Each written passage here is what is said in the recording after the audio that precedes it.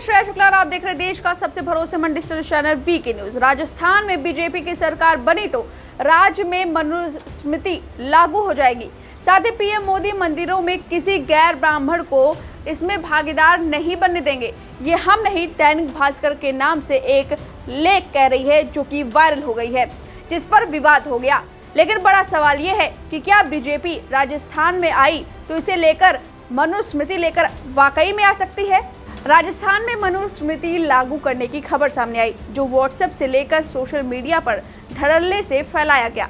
पहले चलिए इस विवादित लेख को जान लीजिए, जिसमें लिखा हुआ है, मंदिर हमारी रोजी रोटी का साधन, किसी गैर ब्राह्मण को इसमें भागीदारी नहीं करने देंगे। भाजपा आई तो राजस्थान मनुस्मृति लागू करने वाला पहला राज्य होगा। ब्राह्मण महासभा। वहीं इस खबर में जो अंदर लिखा है उसके बारे में अब देख लीजिए।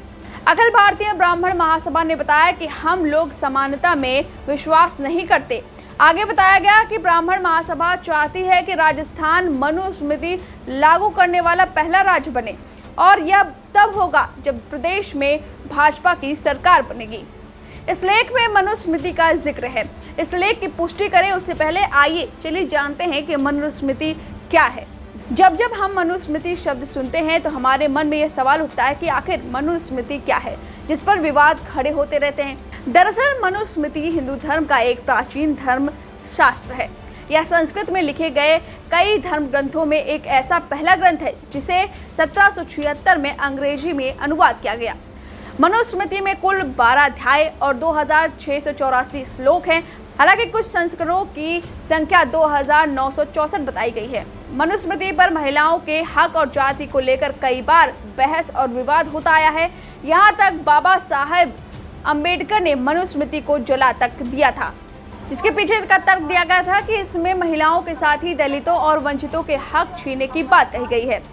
जिन बातों को लेकर विवाद है उसके मुताबिक दावा किया जाता है कि मनुस्मृति में कहा गया है कि एक लड़की को हमेशा अपने पिता के संरक्षण में रहना चाहिए। विवाह पश्चात पति द्वारा उसका संरक्षण होना चाहिए। पति की मृत्यु के बाद उसे अपने बच्चों की दया पर निर्भर रहना चाहिए। लेकिन किसी भी स्थिति में एक महिला आजाद नहीं हो सकती। पुरुषों को उत्तेजित करना और बहकाना महिलाओं का स्वभाव है। ऐसे में समझदार लोग महिलाओं के आसपास संभल कर रहते हैं और साथ ही होश में काम लेते हैं। जब ब्राह्मण भोजन करे तब उन्हें किसी सूअर, मुर्गे, कुत्ते या किन्नर या ऐसी महिला जो पीरियड्स में हो उसे देखना भी नहीं चाहिए। तो ये रही मनुस्मृति की कुछ ऐसी बातें जो विवादों में हैं। और अब चलिए बताते हैं कि इस वायरल लेख पर दैनिक भास्कर की सफाई क्या आई है। दैनिक भास्कर ने इस लेख को एडिटेड बताया है और फेक करार दिया है। साथ ही में इस बात की पुष्टि की गई है कि उनकी वेबसाइट पर ऐसी कोई खबर छपी ही नहीं। इस वायरल लेख पर अखिल भारतीय ब्राह्मण महासभा का जिक्र है और इस पर अखिल भारतीय के प्रदेश अध्यक्ष सुनील मुर्दल ने इस पर बयान भी दिया है।